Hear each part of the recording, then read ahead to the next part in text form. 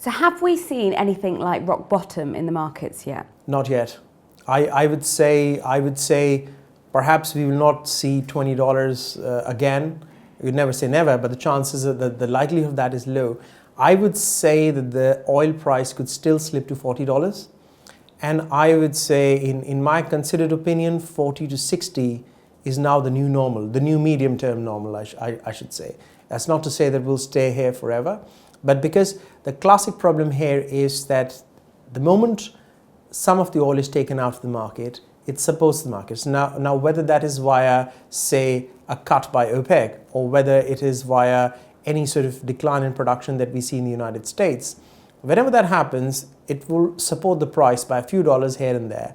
And the marginal producers will hedge their bets accordingly, and suddenly you'll find a few thousand barrels here and there coming onto the market, and again, that serves a drag on the price. So I think we'll have a fair bit of ping pong between $40 and $60. So the next question is, are oil markets going to resume their slide? It's possible. What is likely on the horizon is that there will be some tinkering on the margins, whether it's the Saudis, it's the Russians, or OPEC as a whole, or OPEC in conjunction with the Russians, the Mexicans, and a few other non-OPEC producers, I beg your pardon. If all these people come together and introduce some sort of a cut in the region of, say, maybe 1.5 million barrels per day, that's a significant amount. If that gets taken out of the global supply pool, then that will support the price. You might find oil slowly and slowly creeping back up to $60.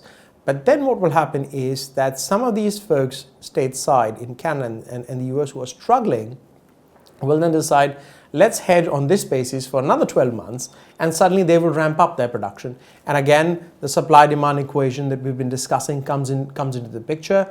People will again start assuming that there are more barrels than we need, and suddenly that serves as a drag, so it'll pull the price down again. So like I said, we will probably not see a spike, we will not see a slump, we will see a constant ping pong between $40 and $60. What happens if the oil prices drop to below $35?